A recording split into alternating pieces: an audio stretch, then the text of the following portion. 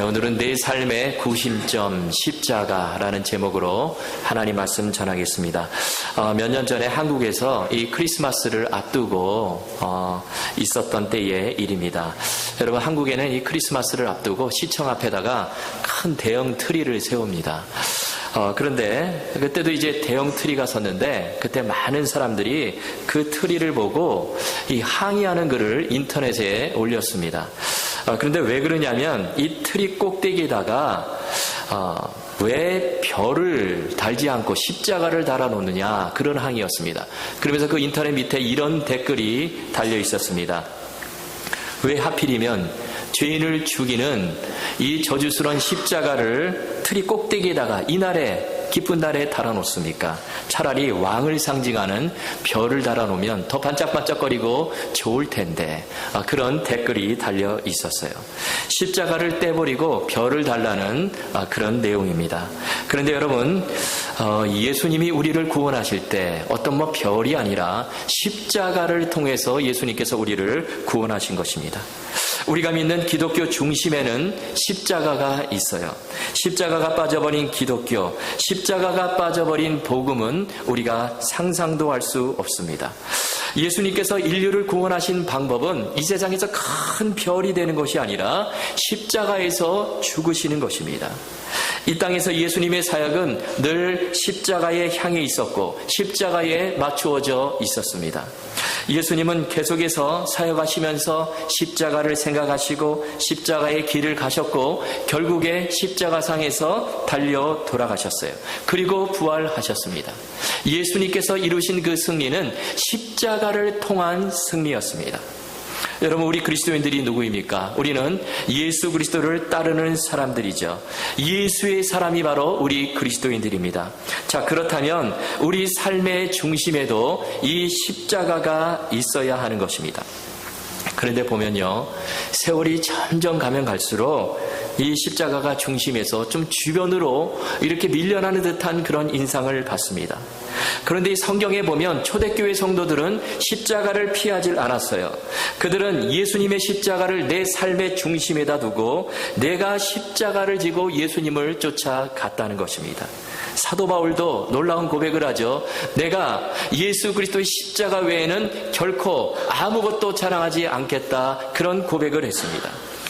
여러분, 이것은 십자가를 내 삶의 구심점에 두라는 것입니다. 내 삶의 구심점이라는 거예요. 여러분, 그렇기 때문에 이 초대교회 성도들에게, 그리고 사도들, 제자들에게 엄청난 하나님의 능력이 나타나고 세상을 변화시키는 놀라운 영향력을 발휘할 수 있었다는 것입니다. 여러분, 오늘날 교회와 우리 그리스도인들이 이런 하나님의 능력을 나타내고 있습니까? 정말 이 하나님의 귀한 능력을 체험하고 있습니까? 그리고 이 세상 속에서 정말 빛과 소금이 되어, 예수님의 빛과 소금이 되어 이 귀한 선한 영향력을 발휘하며 살아가고 있습니까? 그런데 안타깝게도 좀 그러지 못한 것 같습니다. 교회가 커지고 성도 수도 많아졌는데 점점 더 폼은 나는데 반대로 점점 무기력해지는 그런 느낌을 받습니다. 여러분, 예수를 믿어요. 예수님이 바뀐 것이 아닙니다. 성경도 그대로 있습니다. 또 예수 안 믿는 것도 아니죠. 성경도 우리가 열심히 공부합니다. 그런데 왜 점점 영향력을 잃어버리고 무기력한 삶을 살아가는 것일까요? 가장 중요한 이유는 이 십자가가 삶의 중심에서 주변으로, 변두리로 밀려나고 그 자리에 다른 것이 채워지기 때문에 그런 것이 아닌가, 그런 생각이 듭니다. 예수님께서 이 땅에서 사역을 하실 때요, 제자들에게 여러 차례 이 말씀하시죠. 이제 며칠 후면 나는 십자가 고난을 당하고 죽을 것이다. 그리고 3일 만에 다시 부활할 것이다. 이런 말씀을 하셨어요. 이것은 예수님께서 가시는 그 궁극적인 길이 무엇인지를 보여주는 말씀입니다. 오해하지 말라는 것이죠. 다른 마음을 품고 나를 쫓지 말라는 것입니다. 그런데 제자들은 그 뜻도 모르고 알려고도 하지도 않아요. 거기에 관심이 없습니다. 그들의 관심은 예수님의 그 좌우편에 앉는 것이죠. 한 자리를 얻는 것입니다. 그리고 어떻게 하면 내가 이 세상 속에서 멋진 삶을 살아갈 것인가, 여기에 관심을 둡니다. 이렇게 되니까 예수님께서 막상 십자가의 길을 걸어가실 때, 십자가 고난을 당하실 때 제자들 다 도망가죠. 뿔뿔이 흩어집니다. 여러분, 십자가가 중심에 없는 삶은 이렇게 무기력할 수밖에 없다는 것입니다. 자, 그런데요, 제자들이 십자가를 체험하는 거예요. 예수님께서 십자가에 죽으시고 3일 만에 부활하시고 제자들에게 나타나십니다. 그런데 그 나타나신 모습 보니까 양손과 양발에 이 대못 자국이 있어요. 예수님께서 십자가의 흔적을 그대로 가지시고 나타나신 것입니다. 제자들은 그 예수님을 보면서 충격을 받아요. 예수님이 죽으신 줄만 알았는데 다시 부활하신 것입니다. 그리고 십자가가 주와 죽음의 상징, 저주의 상징인 줄 알았는데 사형수를 묶어서 그 매는 그 형틀인 줄 알았는데 십자가가 하나님의 능력이구나, 그것을 알게 돼요. 그래서 제자들은요, 그들의 삶의 중심에 십자가를 두는 것입니다. 십자가를 내 삶의 구심점으로 삼고 살아가는 거예요. 마찬가지로 초대교회 성도들도 십자가를 내 중심에 두고 살아갑니다. 그랬더니 이 세상을 변화시키고 막강한 영향력을 지닌 그런 엄청난 믿음의 사람들이 되더라는 것입니다. 하나님의 능력이 부어지고요, 하나님의 은혜가 부어지고 어떤 고난과 어려움도 다 이기는 믿음의 인생길을 걸어가게 되었다는 것입니다. 여러분, 그 차이는 간단하죠. 내 중심에 십자가가 있는가 그렇지 않은가의 차이입니다. 그래서 오늘날 우리가 해야 될 일, 우리 기독교가 해야 될 일은 다른 것이 아니라 이 십자가를 정중앙에 위치시키는 것입니다. 십자가를 대신하던 그 세상의 모든 것들을 다 걷어내고 십자가를 내 삶의 구심점으로 삼으라는 것이죠. 이런 의미에서 여러분, 오늘 본문은 참으로 중요합니다.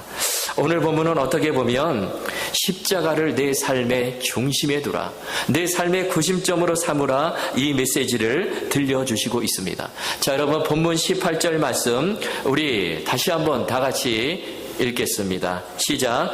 십자가의 도가 멸망하는 자들에게는 미련한 것이요 구원을 받는 우리에게는 하나님의 능력이라. 아멘. 이 말씀, 십자가의 도가, 십자가의 복음을 내 삶의 중심에 두는 자, 그 사람들은 하나님의 그 귀한 구원을 경험하게 되고 하나님의 그 엄청난 능력을 체험하게 된다는 것입니다. 자, 그런데 여기 보면요, 이 십자가의 도의 이중성을 설명하고 있습니다. 즉, 그리스도의 십자가가요, 멸망당하는 자들에게는 미련한 것처럼 보이지만 그러나 구원을 얻는 자들에게는 반대로 놀라운 하나님의 능력으로 다가오게 된다는 것입니다. 자, 그렇다면 왜 십자가가 멸망당하는 자들에게는 미련한 것일까요? 사도 바울은 그 이유를 오늘 본문에서 이 유대인과 헬라인이라는 두 민족의 특성과 연관이 지어서 설명을 하고 있습니다. 여러분, 22절을 보십시오. 유대인은 표적을 구하고 헬라인은 지혜를 찾으나. 여기 보면 유대인이 나오죠. 이스라엘 백성들입니다.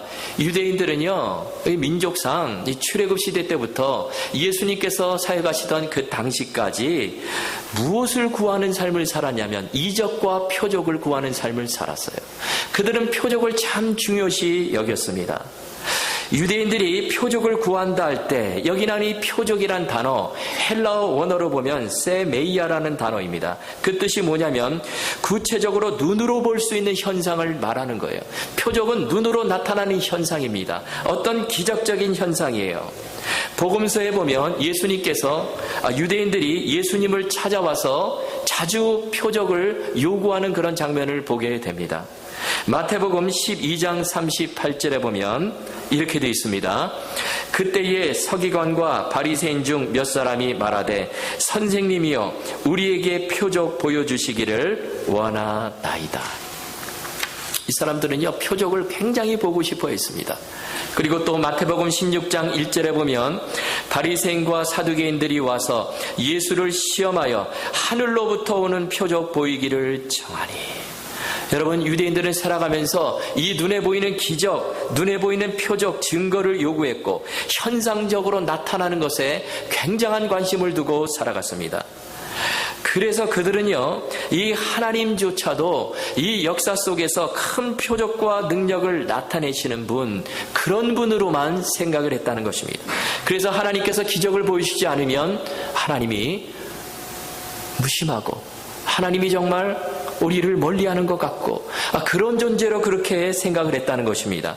그런데 여러분, 이 표적을 구하는 것이 잘못된 것일까요? 그렇지 않아요. 사실 표적을 구하는 것 자체가 잘못은 아닙니다.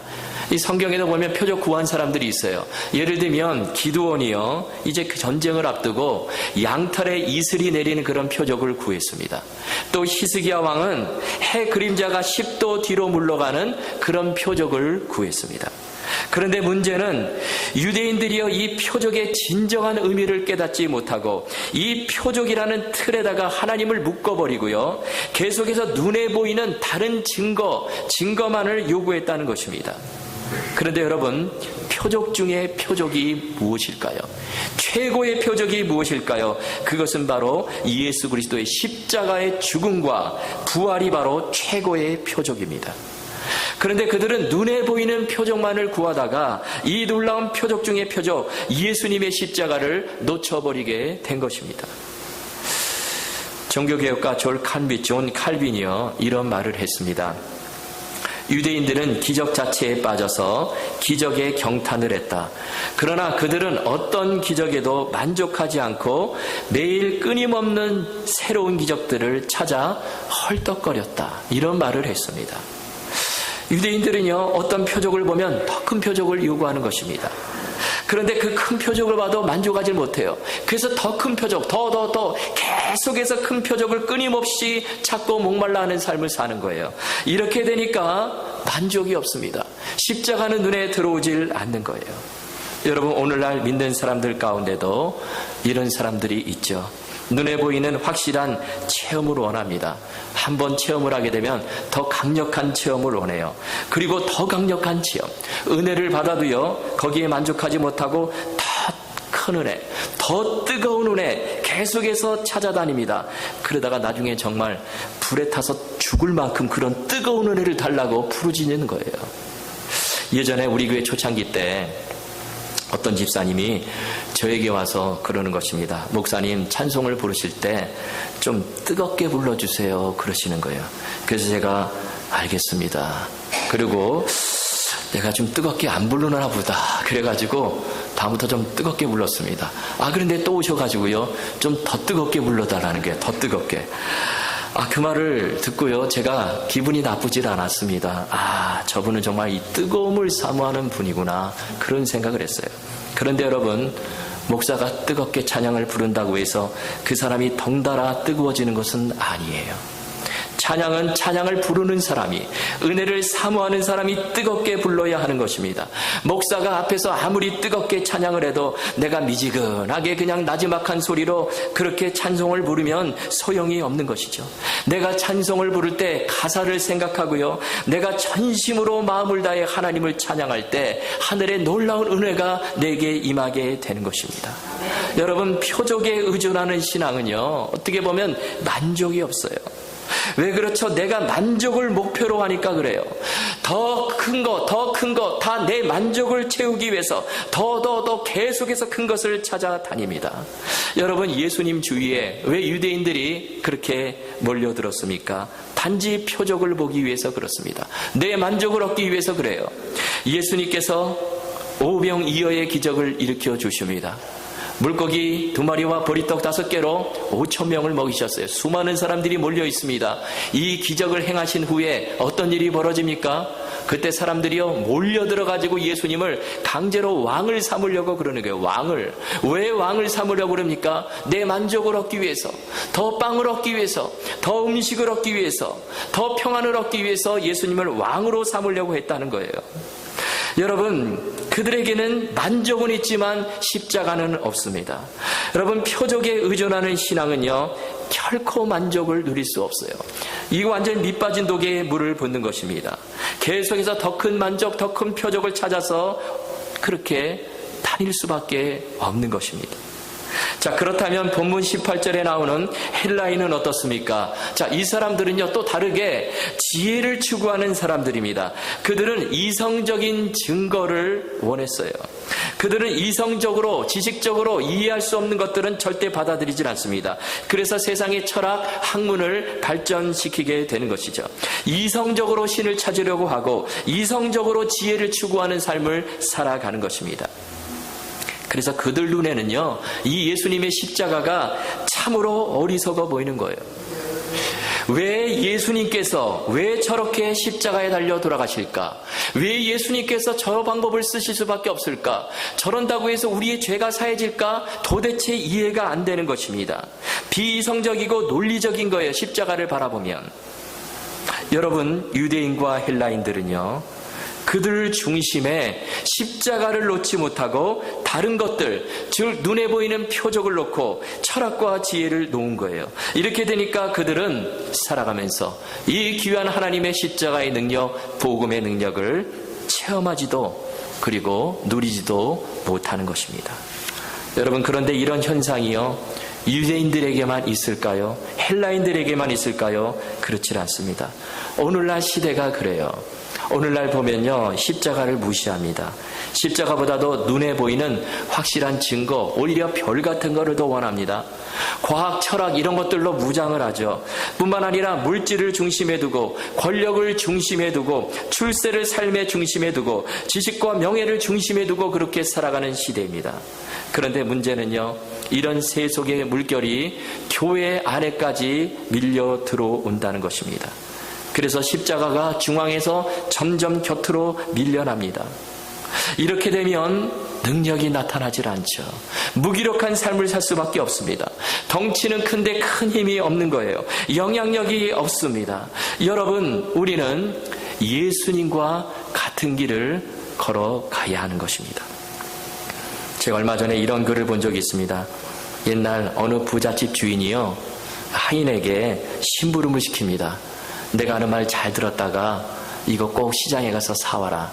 그러면서 이 주인이 머릿속에 그린 그림이 뭐냐면은 그것이 다듬질하는 방망이에요. 이 주인은요, 그 방망이를 생각하고 이 하인에게 좀 사오라고 시키는 것입니다. 그러면서 설명을 해줘요. 그 모습이 어떻게 생겼냐면, 그 모습이 이 굵기는 이 팔목만 하고, 그리고 길이는 손가락 끝에서 여기 팔꿈치 끝까지고, 그리고 손잡이 부분은 잘룩하다. 이것을 네가 보거든 가서 사와라. 그렇게 말해줬어요. 그러자 하인이요, 시장에 갑니다.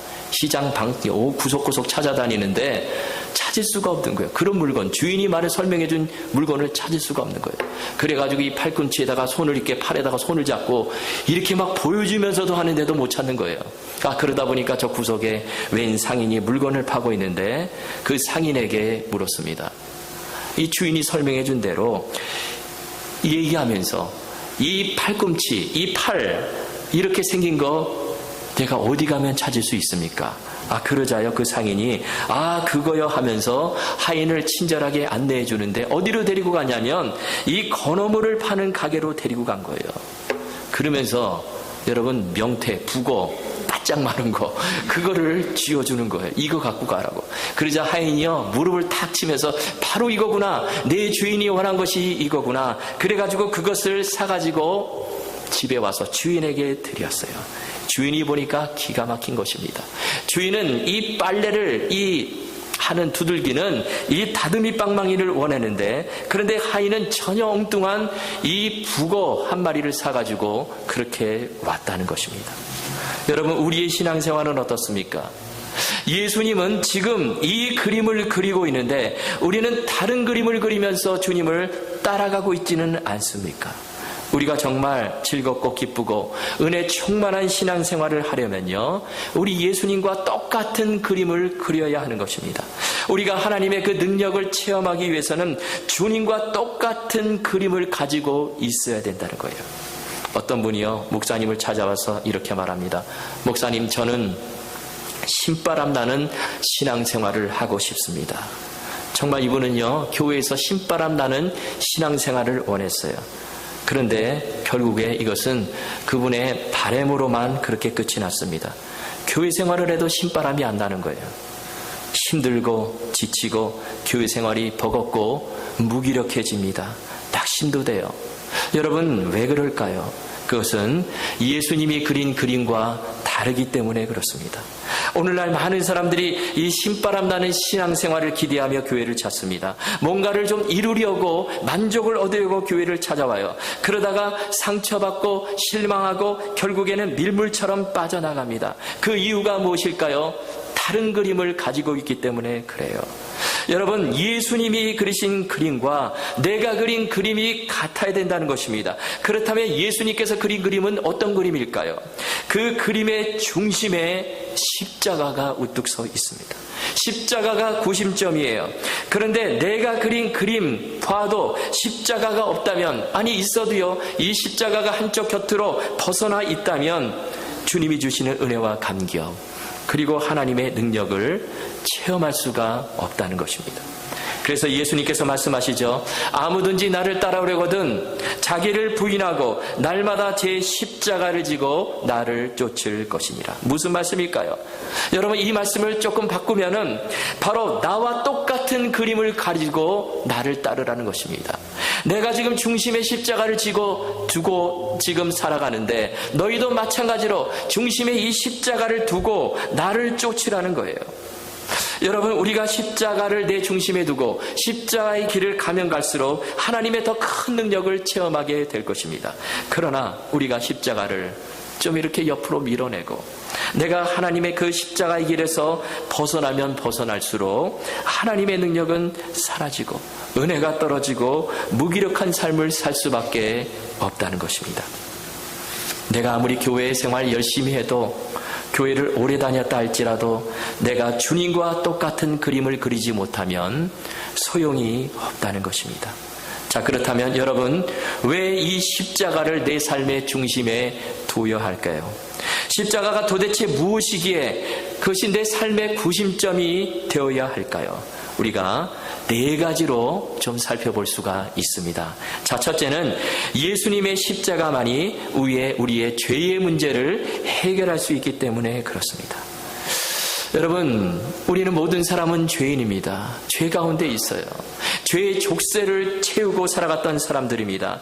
그런데요, 그 족쇄를 풀 사람들은 풀 사람이 아무도 없어요. 그 족쇄를 풀지 못하면 죄라는 늪에 빠져서 죽게 되는 것입니다. 그런데 그 죄의 족쇄를 풀고 죄에 빠져들어가는 우리들을 건져주실 분은 예수님밖에 없다는 거예요. 예수님의 그 십자가, 그 보혈밖에 없다는 것입니다. 여러분, 예수님께서는 십자가상에서 우리의 과거의 죄, 현재의 죄, 그리고 미래의 모든 죄까지도 다 해결해 주신 거예요. 그래서 예수님의 십자가를 내 마음의 중심에 둘 때 죄에서 풀려나게 되는 것입니다. 죄의 노예가 아니라 자유인으로 하나님의 자녀가 되어 살게 된다는 것입니다. 예전에 이런 영화가 있었습니다. 한 사람이요, 부상을 당해서 다리에 피가 철철 흐르며 도망을 갑니다. 근데 적들이요 막 쫓아와요. 사냥개를 앞세우고 막 쫓아오는데 개 짖는 소리가 막 들리면서 쫓아오는데요, 막 그냥 잡힐 것 같아요. 지금 막 개 짖는 소리가 점점 더 가까이 옵니다. 이 사람이요 도망을 가다가 다리에 부상을 입어가지고 도망갈 힘이 없는 거예요. 이제 완전 쓰러질 지경에 있는데, 그런데 옆에 보니까 이 강이 흐르는 것입니다. 그래서 이 사람이요 순간적으로 강 속에 뛰어들었어요. 그리고 강 속에 몸을 담갔습니다. 그러자 이상하게도 이 개 짖는 소리가 그쳐버리는 거예요. 사냥개가 더 이상 못 쫓아오는 것입니다. 이 사냥개가요 그동안 피 냄새를 맡으며 쫓아왔는데 이 사람이 그 몸을 강에다가 완전히 담가버리니까 그냥 냄새를 못 맡고 그냥 못 쫓아오는 것입니다. 스탑이 돼버렸어요. 여러분, 예수님의 십자가가 바로 이와 같습니다.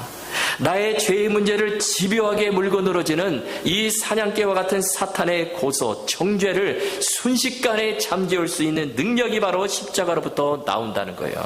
십자가는 우리의 모든 죄를 다 덮어줍니다. 십자가는 은혜의 큰 강과 같아요. 누구든지 내가 어떤 죄를 지었든지 어떤 큰 죄를 지었든지 이 은혜의 강가에 내 몸을 담그기만 하면, 십자가 앞으로 나아가서 내 몸을 잠그기만 하면 다 용서받는 것입니다. 우리 예수님께서 십자가상에서 바로 그 일을 이루신 것입니다. 그래서 주님의 십자가가 참으로 귀한 것입니다. 여러분, 두 번째로 십자가는요, 이 세상을 이기는 능력이기 때문에 그렇습니다. 여러분, 예수님께서 십자가에 돌아가실 때, 십자가에 못 박히실 때 우리가 함께 못 박히는 거예요, 사실. 여러분, 그때 어떤 일이 벌어집니까? 그것은 바로 이 세상에 대해서 십자가에 못 박혀 죽는 것을 말하는 것입니다. 여러분, 십자가는 우리를 이 세상으로부터 자유케 해줘요.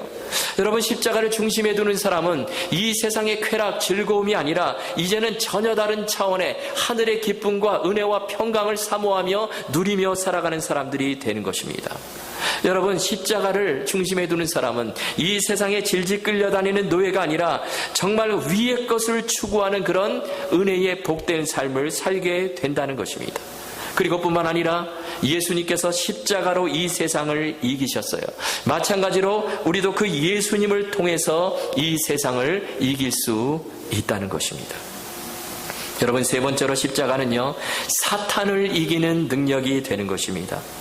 예수님께서 십자가를 지심으로 인해서 사탄이 완전히 힘을 잃어버렸어요. 십자가에서 예수님은 마귀를 완전히 정복해 버리셨습니다. 요한복음 12장 31절을 보십시오. 이제 이 세상에 대한 심판이 이르리니 이 세상의 임금이 쫓겨나리라. 여기 이 세상의 임금 바로 사탄이죠. 여러분, 이 마귀의 모든 권세가 이 갈보리 십자가를 통해서 완전히 무너져 버렸다는 것입니다. 사탄의 운명은 이미 죽은 것과 다름없습니다. 마치 전쟁에서 지고 지금 도망가는 패잔병과 같아요. 여러분, 그렇다고 해서 우리가 사탄의 능력을 무시하면 안 됩니다. 그래도 사탄은 강합니다. 우리 인간보다 강해요. 자, 그렇다면 우리가 이 지금 도망가는 이 폐잔병처럼 사라지고 도망가는 이 마귀로부터 우리가 유혹과 시험을 받는데 어떻게 그것을 이길 수 있습니까? 여러분, 그것은 십자가의 복음으로 이기는 거예요. 여러분, 우리가요, 예수 그리스도의 십자가를 내 중심에 두고 그 십자가를 붙들게 되면 우리가 어떤 사탄의 유혹과 시험에도 넉넉하게 이길 수 있다는 것입니다. 우리는 지금 끊임없이 영적 전쟁을 싸우고 있는데 그 영적 전쟁에서 이기는 길은 다른 것이 아니라 십자가를 중심에 두는 것입니다. 그리고 마지막 네 번째로, 여러분, 십자가는 저 여러분을 진정으로 회복시켜주는 능력이 있습니다.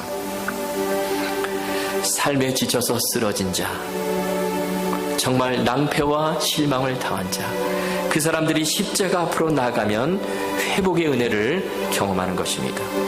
아무리 밑바닥 인생을 산다 할지라도 십자가를 붙들게 되면 의미 있는 인생, 가치 있는 인생을 사는 것입니다. 예수님께서 십자가에 달리실 때 양옆에 강도가 함께 달렸어요.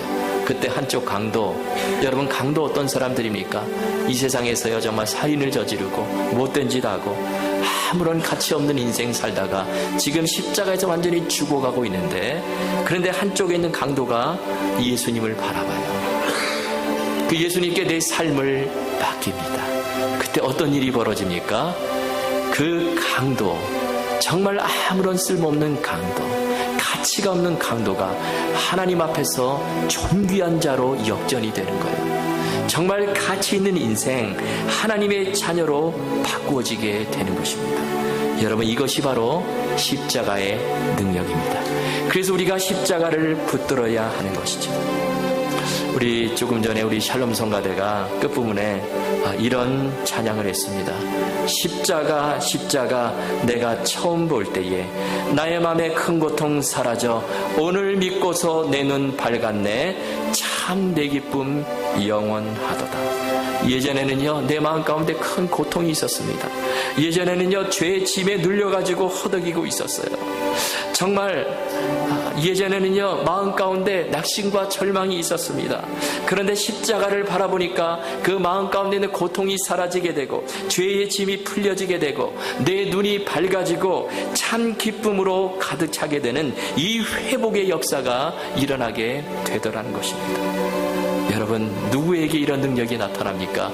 바로 십자가를 내 삶의 중심에 두는 자, 십자가를 내 삶의 구심점으로 두고 그렇게 살아가는 자들에게 이런 놀라운 은혜의 역사가 일어나게 되는 것입니다. 여러분, 우리의 모든 힘과 능력은 예수님의 십자가로부터 나오는 거예요. 여러분, 우리가 인생길 걸어가면서 예수님의 십자가를 내 삶의 구심점으로 삼으실 수 있기를 바랍니다.